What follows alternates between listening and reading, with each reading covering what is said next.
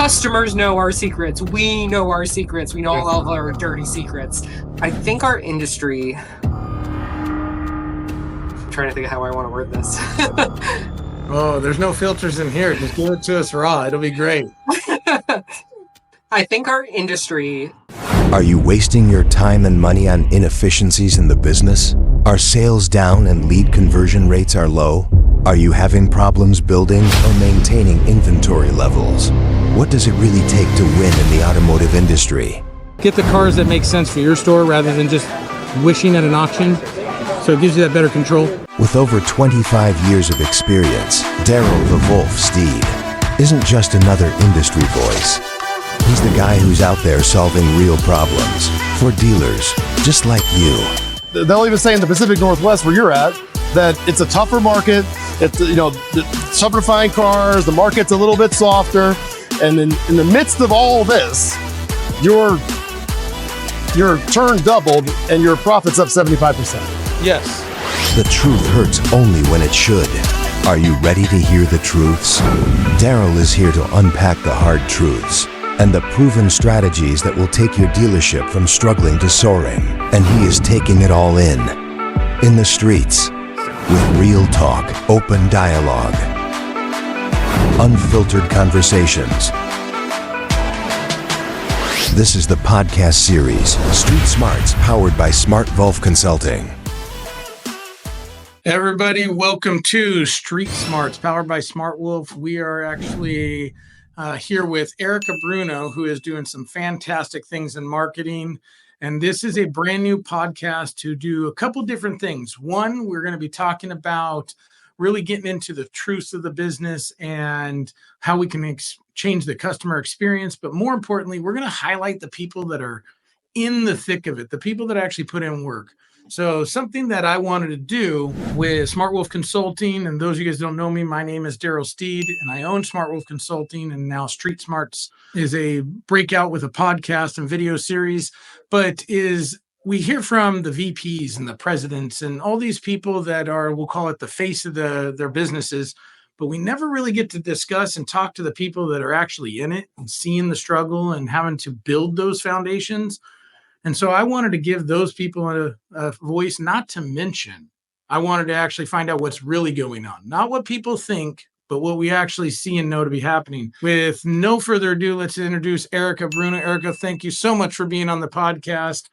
And tell us exactly what you're doing now and why your company is kind of doing something different or something more cutting edge than what we see normally. Yeah, so my name's Erica Bruno. I am the VP of Business Development here at CBC Automotive Marketing. And the funny part is that our company is actually 40 years old. It was a dealership ad agency that was founded with a dealer locally here in Maine that needed his story to be told. So even though we're 40 years old, I like to say I think what I love most about working here is that we do things differently. We don't work with every single person. We don't work with every single dealer.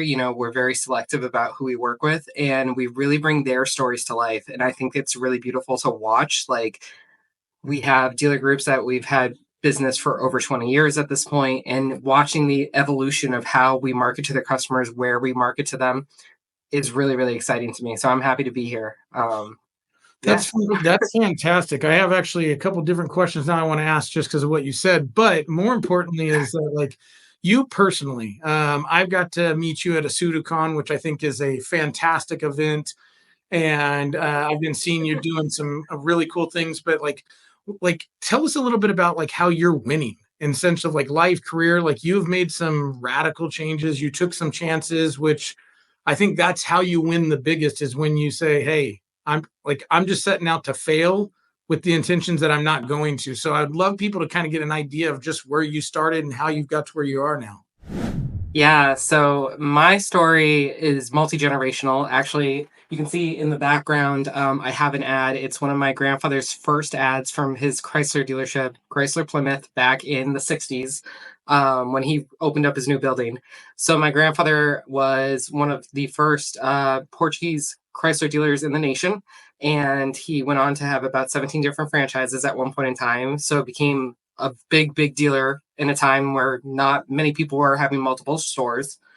So it was really, really awesome to be born into a family that not only has cars in its blood, but watching, my grandfather, even in my lifetime, of what he did and how he did it, and then also passed it on to his children. So my mom then became the seventh female Toyota dealer principal in the nation. I would love to know the number for Hyundai if anybody at Hyundai knows. But like watching my mom go through then being a dealer, and especially being a female dealer, late 90s, early 2000s, watching that transition really helped to shape my love of this car business. And, I joke with people that my origin story is I got my first job cleaning my grandfather's office when I was 7 because I asked him for a My Little Pony and he said I had to earn it. And so I was like, all right, that sounds great. Cleaned his entire office, like better than I think even the cleaning company. And when I was done, he gave me the $5 and I was like, wait a minute, Papa. I got $5 for cleaning your office, and now I could go buy whatever I want with that. So what could I do to get more money? And he was like, I knew then and there you were meant for the car business, because you were like, okay, well, how else? Like, what else could I do? So I've done everything within a dealership, including washing cars, service and parts, appointment coordinating, BDC when it first came out, which really makes me feel old lately. But long story short, I sold my first car when I was 16, and I sold it to a woman who was terrified of being in a dealership. And it was then and there I realized, okay, like I love this industry, but so many women don't feel comfortable buying a car. So that really became what I say is like my next passion, or where I think I've done very well in my career, is that for me, I really do focus on trying to make this industry better for women everywhere, especially minority women who, again, get another layer that tends to come with it. So yeah, I mean, that's a long story short for background, but I've done my career on my own. I started my career with Toyota out in LA. I moved at 21 by myself to start in the corporate call centers and everything. I was in the management training program. I then was with Toyota for over 6 years. I was with Nissan for 2 as a district rep up here in New England. And then I have had a montage of different jobs since, but it's always been with the purpose of wanting to learn more. So like when I joined Automotive Mastermind, it was because I really wanted to get into more of the marketing space, especially the digital marketing side. I knew that was where I wanted to go. So I took a risk, joined a small startup, and now they're a huge, massive company. And I'm really glad I was one of the first 100. Going on to things like Constellation, which is an incredible company with an incredible founder, going to Experian and learning all about credit data. And then now I'm here at CBC. And so I've done a lot of different stuff, whether it's marketing, social media, customer service, especially, is a big part of my career. And I think what I love most about it is that I have learned so much of our industry to be able to make it better anywhere that I go. Now, I think that's interesting. Like when you say you talk about your journey, which I think probably the biggest takeaway there is that you weren't afraid to do different things. And that obviously could be very controversial of like, well, the person that's at one company for 10, 20 years, there's a lot to say about that because you put up with the goods, the bads, and everything in between. But I think in today's dynamic, which I think is extremely relevant for your story and just the business itself, is if you have different jobs or you've went to different things, are you learning those things for like a long goal, right? Like some people are like, I want to learn this and then I want to learn that because I want to get to those, because maybe you can't learn all those things within the construct of where you're at. And then you have a bigger plan in sight. So I think people look at that. Initially, they see a resume and they like, oh, they've had 4 jobs in 5 years or something of that nature. And they immediately go like, oh, this person that, well, rather than asking that question of like, what was the reasoning behind it? Like, because some people are more motivated or more thought based in the sense of like, I want to have directive action. And you need to learn those things. For instance, I can only imagine what you learned at Constellation being inherently different than Experian. That is 2 widely different things. Same sector, right? Same thing that you need to know in the way of the auto industry, but very different, right? And then like, I know that you're now in the experience section, like obviously experience both for the minority females or just minorities in general. And, that's what really intrigued me about when we met and talked is I'm more about experience. Now I get so much flack for saying that I don't focus on results. And I know that that seems to be this like faux pas. It's like I'm cussing at people when I say this. And I find it entertaining because I'm like, if you, one, have good leaders, which let's just start with that. If you have terrible leaders, what does it matter? But if you have good leaders and you show them how to put in the effort and the drive and the focus, if you're doing the things that you say you do and want to do, I make the argument, don't results happen? And if they don't, then is that a reflection of your leadership, the broken process or something? Because, for instance, you wanted the My Little Pony, which of course we all want to know, which one did you buy? Like, which My Little Pony did you end up picking? There were so many. But I'll have to see if I can find a picture, because I know I have a picture somewhere of me with the My Little Pony. So when you think about that, is like the grind was real. At 7, you're like, man, I'm in. Like, I want to make money. I want nice things, or I want to make money because I have drive, whatever it may be. Mm-hmm. But when we think about that in the experiences, we talk, there's new buzzwords, right? Well, they're not new, but we're trying to make them buzzwords like EV and AI and all these things, which I think it's going to replace all. Well, it's not, right? Because people still want to deal with people. They still want an experience, and it takes interaction. It takes connection to get that. And so I'd love to have a little conversation about, like, when you're looking at experience, whether it be just, and I agree with you, the auto industry is, gosh, how would you say it? Inherently terrible about how we serve up the experience in general to females in particularly. I cannot speak about obviously how minorities feel, but I can speak. I've seen my wife, I've seen my sister call me and saying like, hey, is this normal? Is that? And I'm like, unfortunately, you're like, yeah, that's pretty standard. It's not what I do. It's not how I teach people. It's not how I train people, but unfortunately it is one of those things. And I really talk a lot about anytime I'm doing a training, and it's kind of one of those things that make people laugh. I'm like, hey guys, I want you to go ahead and take a couple minutes. You shouldn't need more than one. And I want you to go ahead and write down any movie, TV series, or anything else that you've seen that portrays the car business and being a positive experience. Go ahead, take your time. And as people start laughing, is because there is not one that would show you that walking into a car dealership or an industry, you'd be like this, wow, that's actually really great. Now, the downside is there are some really good people out there doing some really great things. But unfortunately, I think it could be argued, and it is probably factual, that there are more people still eliciting to the 1970s and 80s version of the car business than they are the more experience-based business model that we are striving for today. So when it comes to experience, whether it's the business you're with now or just how you look at it, why is that so much more important? And how do you ensure that like when you're helping clients or when you're just talking to people, that they understand, right? Rather than them telling them, getting to really understand why the experience actually brings in more profits, more customers, more sale. Like it enhances your business in every way. Yeah, so literally as you were talking, I can't tell you, I had like 10 things filed of like, oh, this, because it's a constant theme of my life, is that good customer experience will breed results, and people who only look at the numbers tend to sometimes forget about that. And I've experienced it in multiple companies, multiple facets of life. But what I would say is that for me, I'll kind of go through those little dominoes so you can kind of understand my train of thought. But my grandfather was a great example. When he bought the Chrysler store, his Chrysler rep said to him, you're not the type of dealer we want. And he was like, well, what do you mean? Like, do I not have enough inventory? Do I not have, like, he started thinking the logical.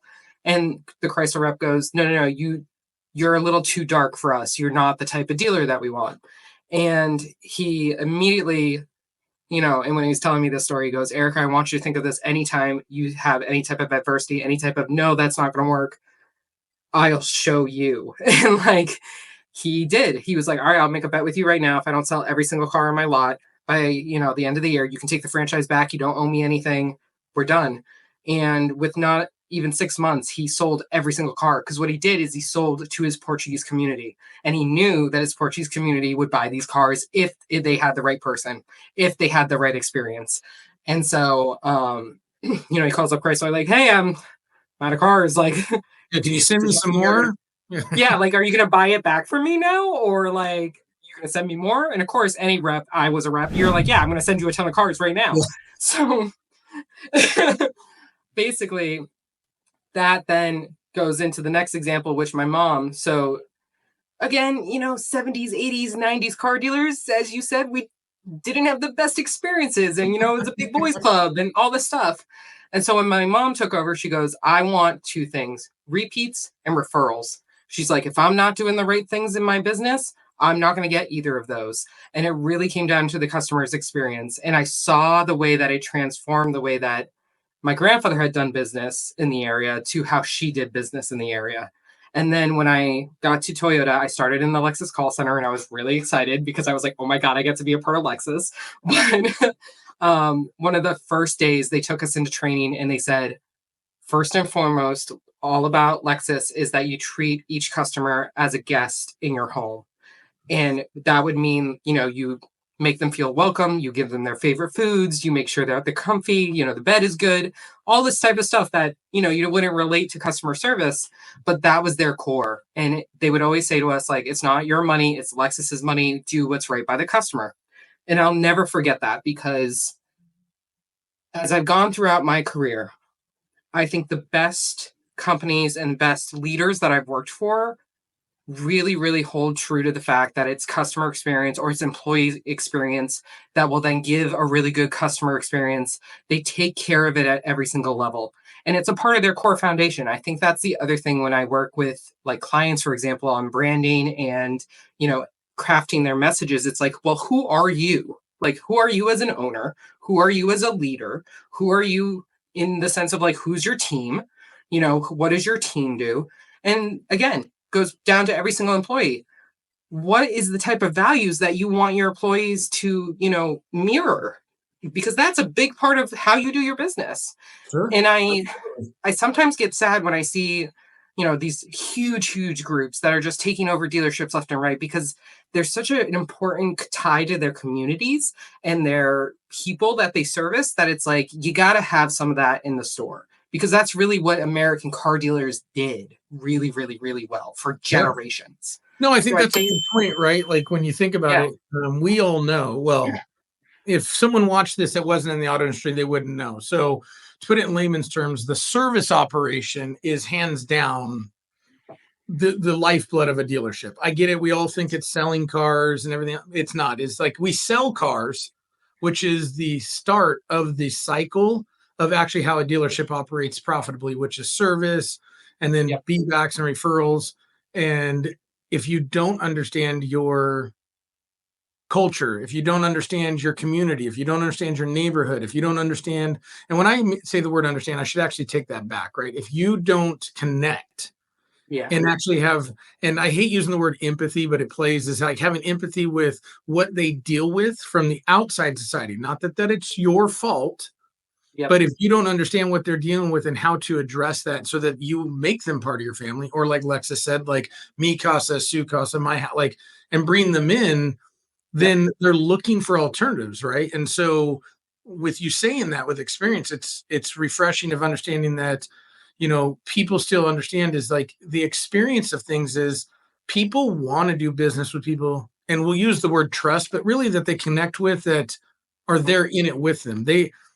And nothing against the Auto Nations and the Penske's, but if you're a family store or a 3 or 4 store group and you're in the area and you identify with your community, they want to do business with you. I think some stores forget that sometimes, or maybe lose sight because of their mission statement or their value or communication. And then they realize like, well, why'd they go to that store? Well, you gave them the opportunity to look somewhere else because you didn't give them the reason to want to come back. Right. And it's exactly. And I think that's the thing in experience. I was going to say, that's the other thing too, because like, I know a lot of people at like automation stores, Penske stores, etc., that do phenomenal at customer experience because they understand, and they, like you said, they understand and they empathize and they realize and they're connected to their communities. It doesn't have to be, oh, you only can be family owned to do this. No, it could be any dealership. And I've seen it, whether you're corporate, whether you're not corporate, large group, small group, etc., single point. at the end of the day, the ones who separate themselves and do a really, really, really good job and people trust is because they have that really good customer experience, plus usually really good, great branding. So Yeah, and I think that's that, right? Like when I say the AutoNation Spinsky is like, we hear the smaller stores saying, well, hey, they're gobbling people up or they're too yeah, big. Well, you have to ask yourself, yeah, it might be harder now. I mean, okay, let's just say it is, but it's like you can take control or you can take back those yeah, customers, but you're not putting the effort or the focus or the time or the care, whatever word works for you. You're yeah, not doing it to where people are going like, man, I want to do business there. Like, yeah, and I see this all the time with the clients, that I partner with, and I think that word partner is a big one because I think clients or vendors, I think those words are synonymous with just like ugh, like because very it's transactional. like, well, yeah, it's transactional or it's quid pro quo type of stuff. Like, hey, I'll do this if you do that. Partnership is like, hey, we're in this to win long term. I think partner, much like marriage or commitment, it's and not saying it's forever, right? I'm just saying that partnership is we are in it for the long term. This is not we're partnering for one transaction. No, we are there to do this. So, Yeah, is what are you doing to bring those people back? And what are exactly. you doing to when they come back or when they do come in the first time? It's something, assuming that it's their first time, every time they're like, wow, I would never think to go anywhere else. Yeah, And I think that's the struggle is we put the focus in do these tasks or do these things that have nothing to do with that experience. And I think you're seeing that across not just the auto industry. I think you see that across multiple different industries right now yeah, and creating a lot of disconnection and noise. Which brings up to the next thing. We've seen probably every type of disruption you could imagine since 2020 or 2019, we'll call it. We'll start with the easiest one to talk about, right? Which is COVID, which I think, or the fake flu, whatever people want to call it, right? Like, and those you guys just making a joke about it is flu numbers went magically down to zero and COVID numbers went like this. So, COVID, flu, some kind of bug that obviously came out. But that obviously generated shortages in both parts, cars, which then created this wildly crazy dynamic. And I think people really get lost in like, oh, we didn't have new cars. And so people are overpaying or paying above others. That wasn't the wild dynamic. That's happened multiple times, people paying over MSRP. So that wasn't something new. What was really new was the used cars obviously became short because now there's no leases, there's no funnel, there's all these things that changed. And now yep, people are paying if you've never watched something about this or never been educated, used cars, first time ever in history, increased in value across every segment for almost 13 months, I think. And so them increasing in value, that's never happened. Cars do not go up in value. They are not an appreciative asset, but they were.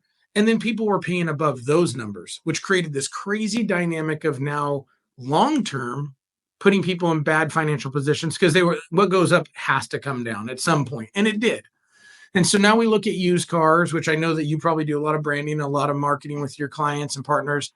And used cars is now even more volatile. We just had two hurricanes on the East Coast, which and hit almost the exact same spot, which was just, I mean, we send out our thoughts and prayers for those people because I mean, like talking about bad luck, getting popped by two of them, big ones. yeah, But that takes out industry vehicles in the market because they're going to be flood or they're going to have water damage, and maybe that affects the whole United States. Maybe it doesn't, but it still affects inventory in some areas. And then like, where do people get cars? What do they do? How do they market them? Which I think brings us full circle, right? I deal with a lot of used cars because new cars. I will be the first one to say that when I say this statement, I could be very wrong and people will not like me. But new cars are easy to sell. Like, I mean, they're new cars. There's nothing wrong with them. You really probably are fighting more of a price than you need experience. But the only way you're going to not fight price is if you have a magical experience in your store. Used cars, on the other hand, slightly dynamic because there's one of one. You can have that experience. You could safety your cars better. You can merchandise your cars better. There's moving parts to this that you can control. With that being said, what does that experience look like, right? What is that? Why would someone come to you? And let's just assume you have the highest price. Is what does your experience be that you provide to people that are like, yeah, I paid more, but it was great. And the reason I bring this up, and I'd love to hear your thoughts on this, is we'll use the easiest target in the industry, right? We'll use those yellow and blue guys over at CarMax. Now, I personally know when they came out that we were laughing this model out of the room. Like, we said this would never work. And this was hilarious. And their Docker shorts and their Skechers that they would wear, and the blue shirts, like this one. And now I think we all know who's getting laughed at, right? Every dealer in the world that thought that the one price algorithm, mind you, 33 years ago, one price. Yeah. So not like, we're not talking about something they just did. Like, they've been doing this and buying cars and how they address the used car segment, whether it's from acquisition, retail, service, is what people want. And you pay more at CarMax almost every time.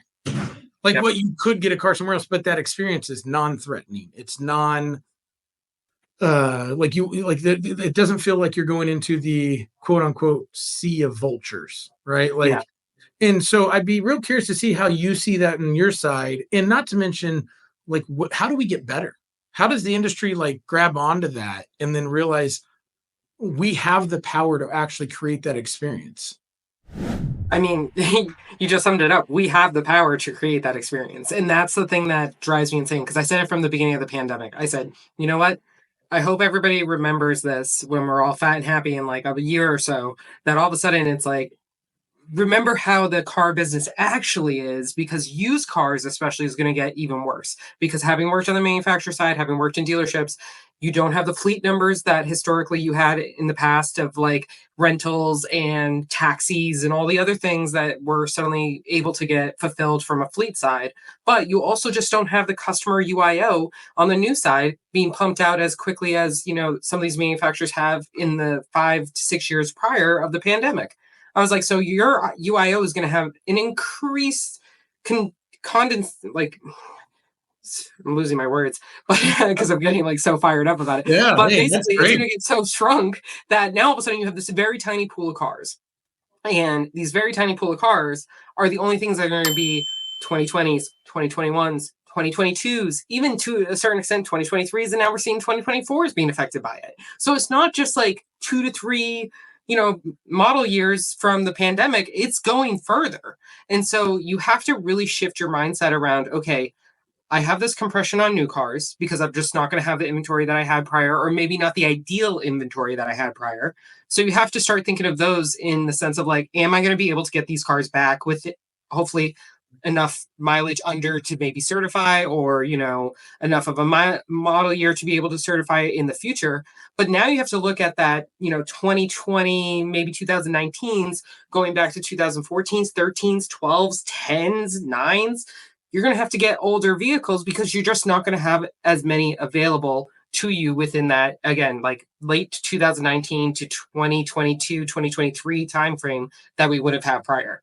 And so you've got that in mind. You got to do a few different things. First, you better be talking to every single one of your customers and say, hey, if you want to sell your car at any point in time, or even a third car, fourth car, it doesn't matter. It doesn't even have to be the one that you're buying right now. Please come to me first. I would be so glad to buy it from you. We will figure out a price. You know what I mean? Like, just put that in their mind, because if you don't, they're going to go to CarMax and Carvana and all these other things that now can do it at their fingertips like that. So that's the first thing I always say is like, you got to be minding your customers. The other part of it is then, again, whatever used cars you are able to source, whether from the auction or you're getting it from a wholesaler or whatever, but whatever way you want to acquire them, that's fine. Doesn't matter. Make sure you're bringing in the things that will sell within your market, that are, within a certain price range of whatever you need to be stocking. So that way people in your community can buy them. And then from there, it kind of is like, joke, it's like a dating game where it's like, all right, we have this Corolla with 50,000 miles on it that's priced at this price, and we have this Camry that's priced at this price. Which one do you want? Because you got to find somebody's budget, and you got to find something that fits their needs. So long story short, because I was having this conversation with one of my friends, I feel like used cars right now is a combination of sourcing it from your customers and making sure that, again, hopefully it's a car that they bought from you, have serviced with you, so you know where this car has been, right? We're talking about hurricane cars. Like, you don't know what happened to this car. You don't know if it's a salvage title and was rebuilt. You don't know, even with the best of Carfax and, Experian AutoCheck and all of this other stuff that, Manheim and everybody could be using. If it's from a customer of yours, for the most part, you should know either what's right with it or what's wrong with it. And then the other part of that is anything that you're taking in from something that is not one of your customers, make sure you're really being diligent about, does this fit my needs? Is it in okay shape for me to retail? All of these other things that you got to have a dating game with and figure out what it works for my market. Because especially right now, my grandfather would always say that he started off as a used car guy first and foremost. And he said, used cars is where you make the car, man. And I'll never forget that, because I really do believe that's true, because that's the bread and butter of this business, besides maybe service and parts, is like, okay, how well are you at used cars? Well, and I think it's funny you say that, right? Like used cars. So I'll bring up a couple things because I'd love to get your insight or your take on these. So used cars, as many people don't know it, by the time that we get this up and edited, because for just before Used Car Week, I'm releasing a video series that people can get that talk about private party acquisition, because I get calls all the time. Hey, can you help us? I don't have enough time to help 80 dealers, right? But I wanted to be able to give the basics. Well, when we talk about that, there's a particular video I talk about is used cars is the only thing in the dealership that can positively and negatively affect all four phases. Your finance department, your new cars, because it helps with trade-ins, right? To switch pieces, your parts department, your service department. So new cars, you do a PDI, but that's it. You have to sell it before it brings in any other generative work. Yeah. There's no parts because it's PDI. You're just getting it through to make sure it's sellable. So when you think about it, it's like used cars are that. Now, we also know the other phrase is the money's made at the buy. Now, I think this becomes extremely controversial in today's business because it was relatively easy, right? Like buy low, sell high, profits there, bing, bang, boom, easy. Yep. But when we take COVID, if we had a whiteboard and we were sitting there doing a math lesson, it's like, okay, you sold all these cars way over. And then the market dropped back down, but now they still own them for way over this inflated value. I've told a lot of dealers, whatever you made in that 2.5, 3-year gap, because you probably made a ton of money, as you should have. It was a bull market, go crazy. However, because the used car compression, now cars are harder to find, the right cars are harder to find. You're having to pay up, which in turn means your thought process is all to sell them for higher. That's not happening. You still have to sell them at an affordable range. Yep. And so your front end profit is less. Well, you still can make money in your fixed ops departments. You can still make money on warranty and penetration and the finance.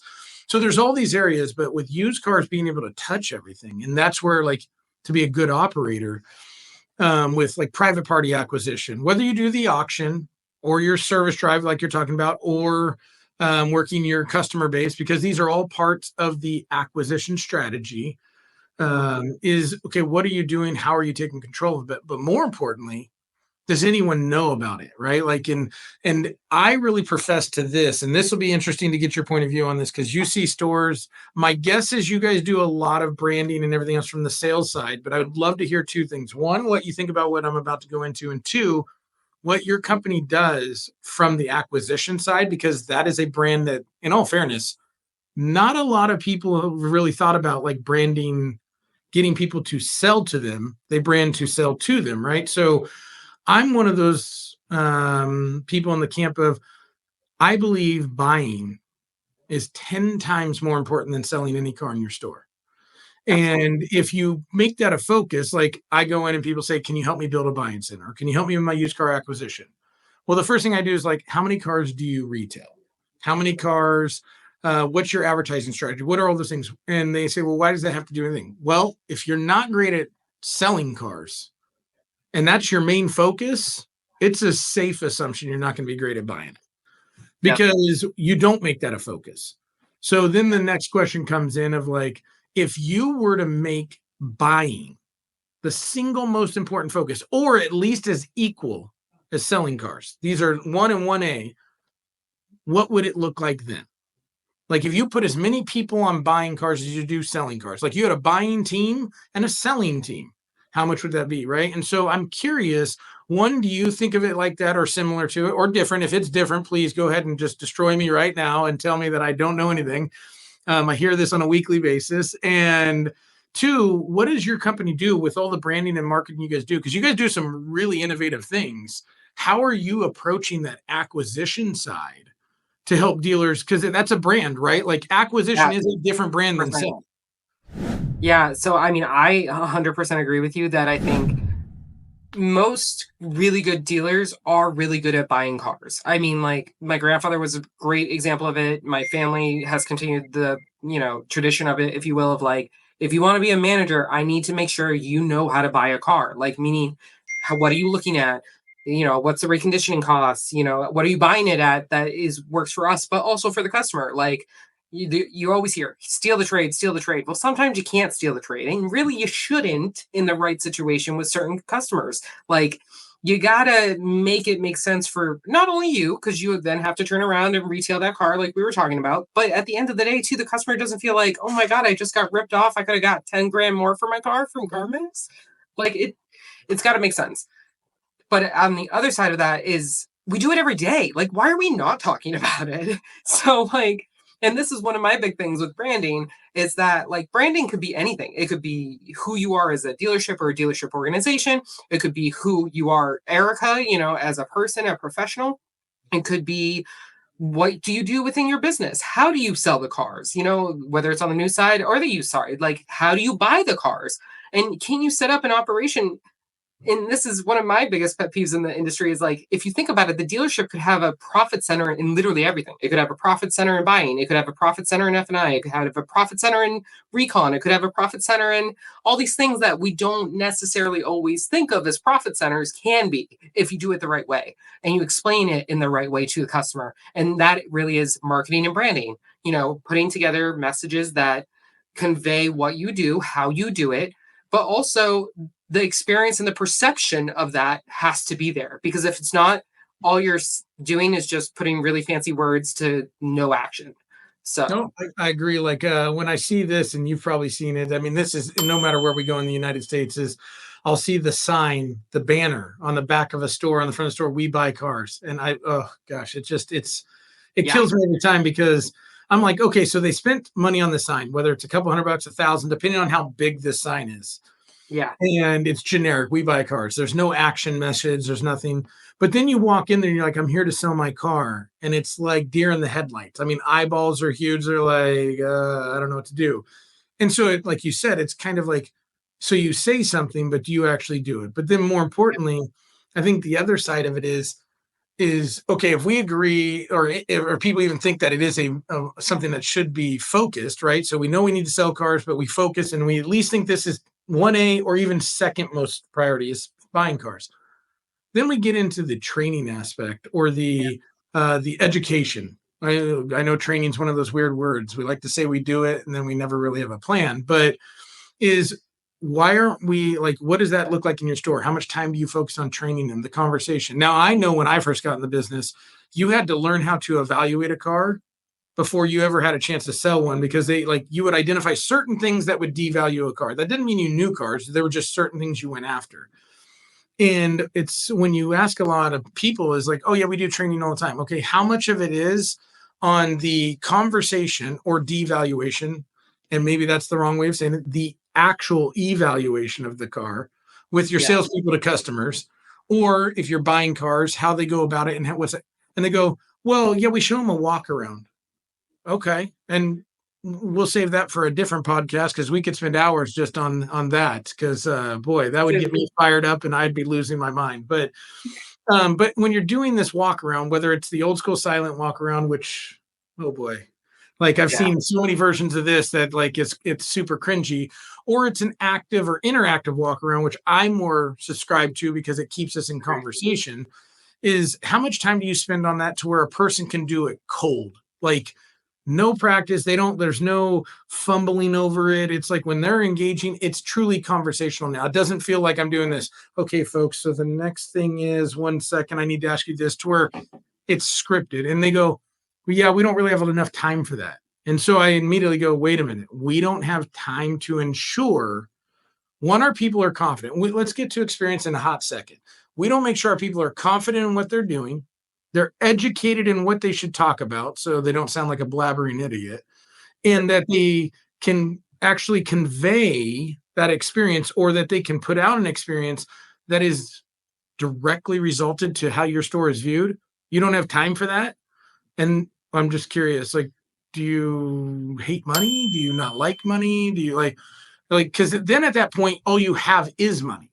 I have to pay the most, or I have to do the lowest price, because now you have nothing that warrants a different conversation. Because if I'm not comfortable, if I don't feel empowered, if I don't feel confident, there's no way that experience is going to come off as genuine or electric, or any of those words we would use to be like, wow, that was something I've never seen before, or I feel super comfortable.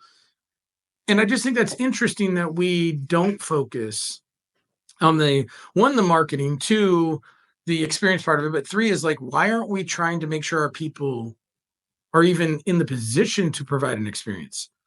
Yeah. Whether it's our salespeople or managers, whoever you want to do it, right? You could have some BDC people that are really good on the phones, and then when they get there, the manager's the first thing, or you can have salespeople. There's all kinds of models you can do this with, but if they don't know how to provide an experience, and we're going to be the 1970s or 80s version of the sales guy, the boiler room sales plate, I would be interested to get someone on here that was like a consumer and ask them, hey, let me ask you a quick question. If I gave you this strategy or this one, how are they going to react when they get like just hammered and they go right after the sale, or one that's more conversational, that's guiding, and I don't want to say like soft, but approachable, right? Like, you don't have to be soft, you want to be direct. But when we talk about money, it's like, hey, Erica, I need $40,000. Yep. Well, that's a big amount for most people.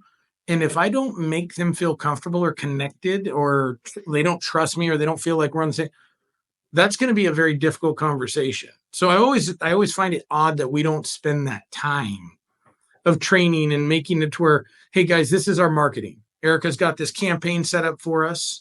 She's going to go, like, we're going to get this out there. And then when they come in, this is what we need to provide, so that there's that real connection of everyone in the store understanding what we're doing. Yep. Then it tailors into the store for that experience. I just think it's interesting. I'd love to hear like what you think we could do, right? Like what you see, but what we could do as an industry, right? Because obviously you could go and tell people and show people all the time, but you can't lead the horse to water, right? Like you can show them where it's at. But I'd be curious to see what you see. Obviously, one, from the female aspect, right? Because we do know there's a disconnect there. Like there is no disagreeing there whatsoever. But two, just what you see on the marketing side of it, because I think that's a big hole for the industry in general. Yeah. So I think the points that you made for customer experience altogether is that education and empowerment are going to not only help your people be better, and also selfishly, like if I was a boss, if I was a leader, I'd be like, I want my people to be learning the right things and, getting more experience in this and that, because you never know what tomorrow may bring. All of a sudden, if your best show pony drops dead of a heart attack because he's been working 92 hours a week for 7 years or 8 years that you've been working him like a dog, like, hopefully there's someone behind him that can replace him and knows and has learned and has, you know what I mean? Like, and you hear these stories all the time of like, oh my God, the GM suddenly died, or someone, left, and now we have this huge hole. Okay, well, what have you been doing to bring others in your organization to a level that could then supplement that role? And like, it's succession planning for your employees. You can't have a good succession plan for as a dealer, quote unquote, if you don't have the right people in place. But not only that, what about your employees? Like, how are you farming that, pool of talent that you already have, so you then don't have to go and find someone? Number one. Number two, having a buying center, for example, would be such a great training ground for anybody who's like, hey, I want more responsibility. I want more leadership. I want more training. I want more education. Great. Show me you can buy cars right. If you can do that and you can take power and you can educate other people, then yeah, I'll give you the chance to be a sales manager or be an F&I manager or whatever it is. And now all of a sudden you've got someone who now has that check mark. And I talk about this with not only like friends and people in the industry, but also, with dealers that I've worked with, where it's like, find the check marks for education or resume building that you can, because those are only going to make you or your team or your people stronger because they have that knowledge. But the other part of that I would say is like, I think our industry, I'm trying to think of how I want to word this. Oh, there's no filters in here. Just give it to us raw. It'll be great.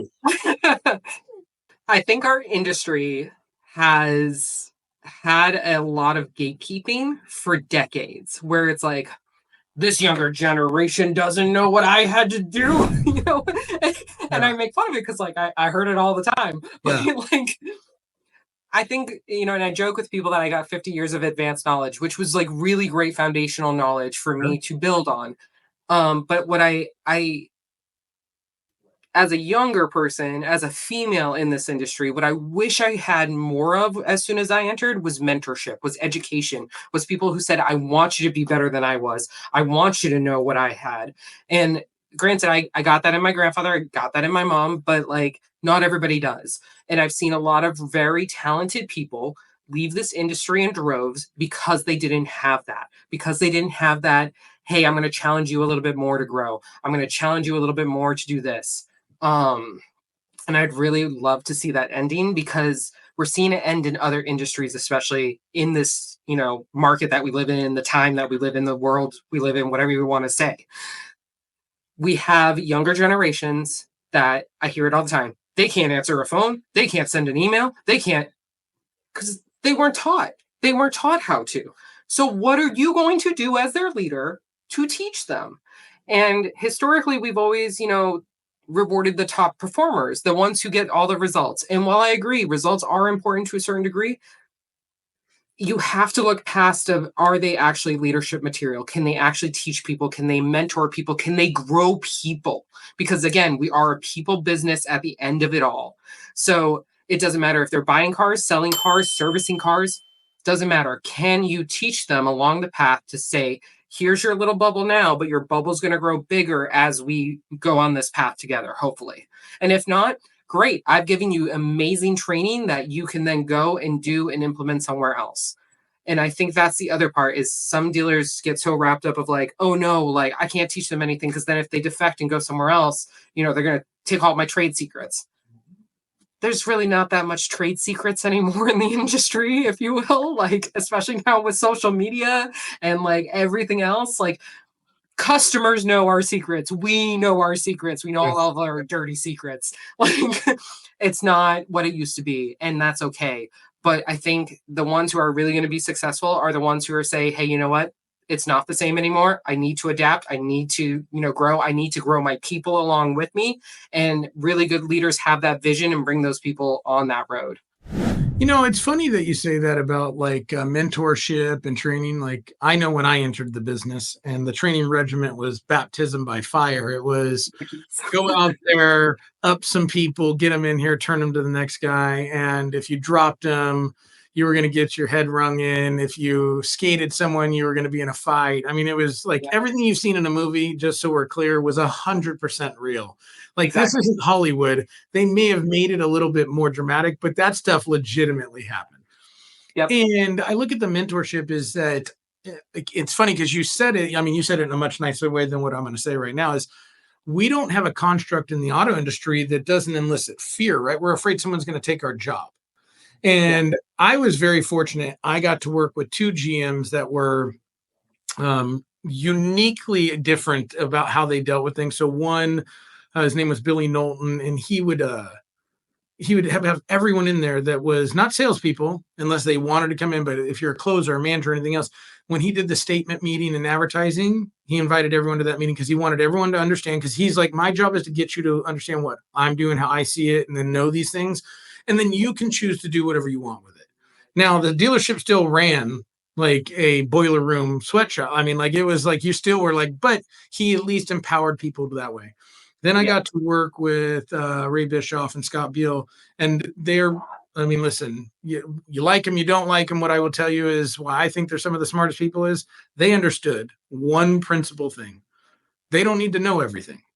They need to find people that are very, very good at one particular thing and then figure out how you put them into a team, right? Which I think that's incredibly hard to find a mesh and mold.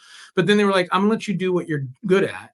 And I don't have to, and then I'm only managing 7 people in my store rather than 500. And then you Exactly. manage those people underneath you.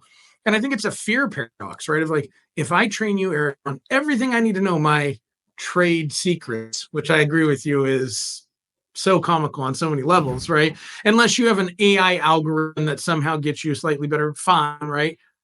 But is if I train you and I'm getting let go, fired, or it's probably unlikely. I mean, it's actually inherently unlikely. If I'm losing my position, it's probably because I'm moving up to something else or had a better opportunity.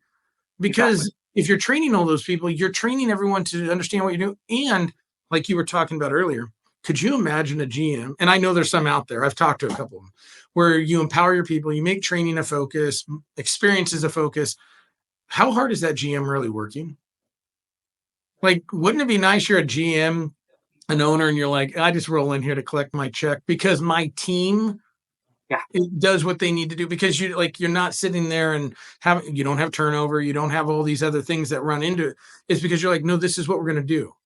And we Yeah. do it every single time. Like, I'm sure that if you haven't met him, you've seen him, you've talked to him, is Glenn Lundy. He has his 2 rules. And the first rule is always do what's in the best interest of the company.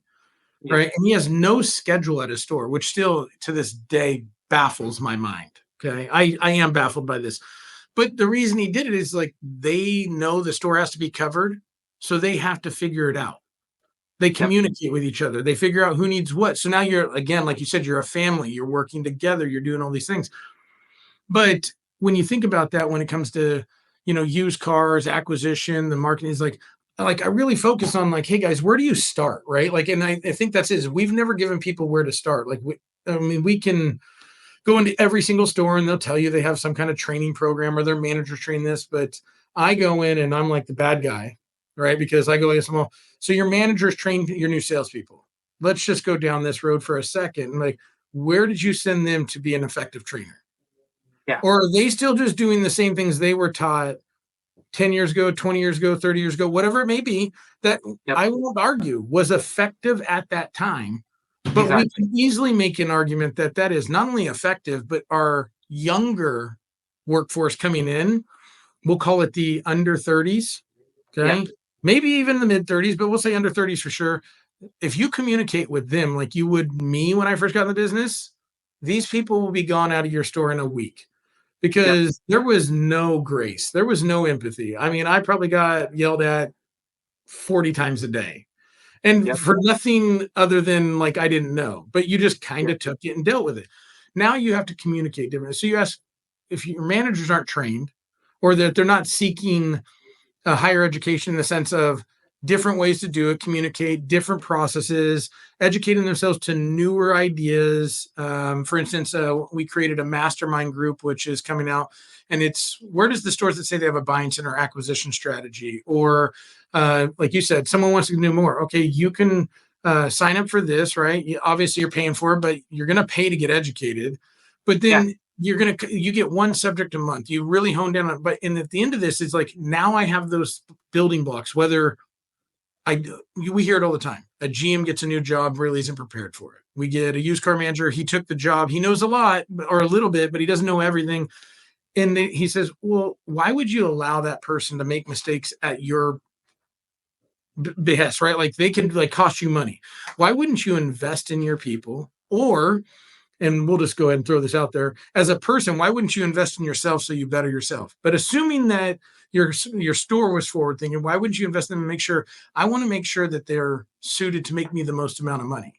And don't make them feel uncomfortable of like, I don't know. You just tell them like, hey, we're going to put you into something like this because we want to make sure you have all the outlets you need so that they don't have to ask, right? Like it's also about understanding that vulnerability of people. How hard is it for the alpha to ask for help? I mean, we all know that answer. Okay. Like for an alpha to ask for help, like they're like drowning in the deep water. So they didn't have to ask. And I just think it's interesting with experience, whether it be the branding and marketing, what you're doing, looking at like, I teach everybody. And it's funny. I just did a dealership. And it's like, okay, you wrote a text message out, or you wrote an email, or you're going to make a phone call. I want you to do everything that you're about to do write it down. The phone call, I want you to record it. And the first thing you need to do, and people think like I'm just trying to placate, but it's you need to go find any female in your store, preferably two, a younger one and an older one, and make them read it and listen to it. And I want you to watch their body language as you do it. And then I want you to ask them one question. Would they respond? And actually, I shouldn't say that. I tell them, do you, like, when you're done hearing this or reading this, do you say, like, I have to? Like, I feel like captivated to respond. And if they go, or their body kind of does this, or they say no, back to the drawing board. And they're like, well, why? I'm like, well, we already know women influence buying decisions. I think it's like 70 or 80%. Do you think they don't have the same amount of influence on selling decisions? Safe to say they do. But more importantly, how I talk to a guy, hey, man, I have more money for you. We're simple, right? Call it, I'm a knuckle dragger, man. Like, you tell me I have more money, I'm easy, right? But if the females, like the safety, the security, the conversation, it's typically a little bit more thought out or a little bit more like. So it's like, if you're not speaking to the feminine tone or the female voice, you don't know? I don't know what this person is on the other line. I've got a text message. You have no idea. Right. Yeah. And so it's like, why aren't you trying to make sure that wherever this goes out to, it works for everybody? Right. Why aren't you making sure that you have that conversation, that experience? Right. So I think it's really interesting point of, to challenge dealers. And I mean, I'll be doing podcasts for the rest of the year into next year. And it's all this is experience from different insights for yours. It's that women, the women and the minorities, and then like your marketing company, which when we post this will be in there, guys. I challenge everyone to contact Erica because I've looked at some stuff they're doing. I've talked to her at SudoCon, her team. You want to put people in place that can help you build that experience, that brand. But in a way, like you were talking about, which started with is, this isn't something we're going to put in place for you that's like a campaign. Like, obviously there's those, right? You can do a single, but we want to build this to where it's like, it echoes to where you can do it in store, it matches, it's long-term, because unless you're planning on closing your store down tomorrow, which if that's the case, turn this off. This has no relevance to you.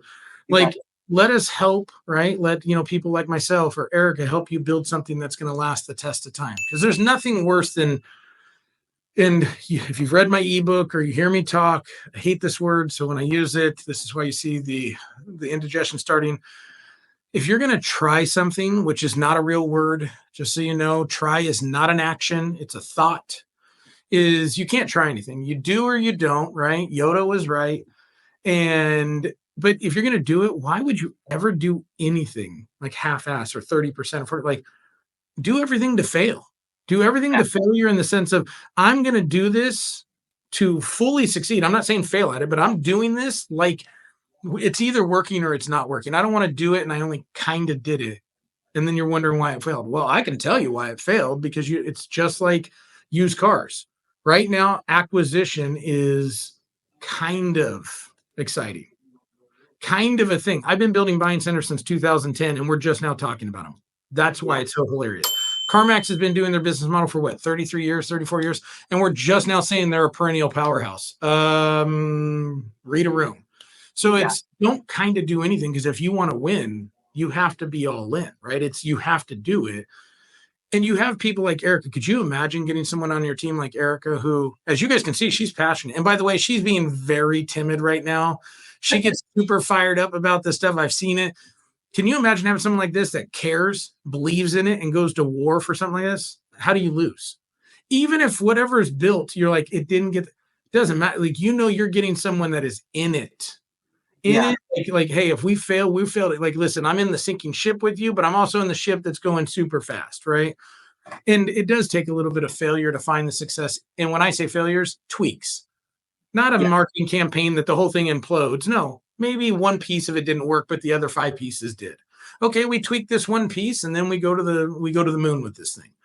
Yeah. So and actually, we have a lot of dealers that we've worked with that, again, it's baby steps. It's crawling before you walk. Everything. The themes of life are not unique to just people. I always say you have to be an imperfectly perfect human, meaning like, we're human. We're going to make mistakes. We're going to fail. We're going to have issues. We're going to have moments that we doubt ourselves or whatever it is that happens.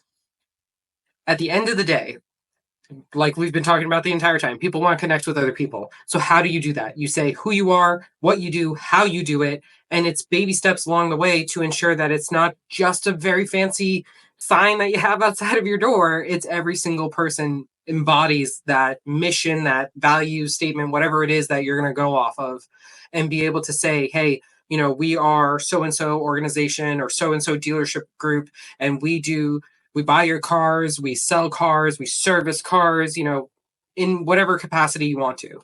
And I think that's very important when you're marketing to your community, that you're able to clearly not only state that in your marketing, but literally every single person in your dealership should be able to rattle it off like it's from second memory. And I think that's a great way to kind of wrap it up, is understanding, guys, like, listen, it's a crawl, walk, run. No one's saying that you're going to come out of the gate and you're going to be like, oh, this is easy. I will be the first one to tell you, creating buying centers and creating a dynamic acquisition strategy, oh, it's 10 times harder than selling a car, 10 times. Creating a brand and a marketing strategy, harder than selling a car, because getting people to you, that's the hard part. Once you're there, if you mess it up, it's on you. They were there. We did what we did and didn't do it. But I would say take a moment, right, and think about it. Like, what does this look like? What does it look like in the future of, like, how do you bring the right people on? And this is the same challenge I did at cars.com at Used Car Palooza. Same challenge I'll be doing at Used Car Week is think about how many partners, not vendors, because that's, hate it. How many partners do you have on that are actually in it with you to win, and that are going to give it your all, or where you start, right? Like, softwares are great. Like, there's great softwares out there that you need because it's functional. But it really takes that execution and experience and the people that are going to show you that they're in it there long term. Erica's one of them. There's going to be other guests that I have, but with street smarts, right? And obviously a play on words is really giving you that education from the streets, not street smarts, how you like grow up in the hood and you somehow survive, right? Is going to the streets where Eric is, where I'm at, not the people that get to sit in the cushy office, not that we don't need them. They're great at what they do, but the real streets of understanding, like, how do you get in there, finding the people that can help you get there, right? Assist you so that you can do it on your own, right? Like, if you brought me in, I'm not there forever. I'm there to help you get you that. I'm your crawl and your walk guy. And then once you learn how to walk, okay, you can decide to run or just keep walking, right? Like, it's but the foundations. Erica's going to get it in there and do that. And then she's going to guide you along the way. And you really want to think about, who do I want on my team in the next year, 2 years, 3 years? And do these people have the passion, the drive, the conviction to actually do it? Right. So it always comes down to that old age-old phrase, right? And this is book smart, street smarts, but it's always about the street smarts is, okay, when they say it, do they do it? Right? A lot of people, okay, that, they could be the cell door warrior or the keyboard warriors that, say a lot of things. How many people actually do it? And I want to leave you guys with that. And I want to thank Erica again, right, with, coming on Street Smarts. And I just share one quick thing, though. Oh, man, Erica wants to give us final thoughts. Go, Erica. Okay, so I love that you called this Street Smarts, because I have to share a story. So my grandfather never completed 8th grade. He had to quit his job to support his family.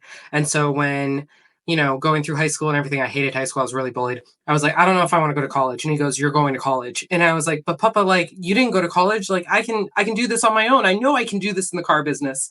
And he looked at me and he goes, Erica, I want you to get an education because I never had the benefit to get an education. He goes, but not only that, I worked really hard so you kids could have an education. He goes, and I want you to do it because of one of two things.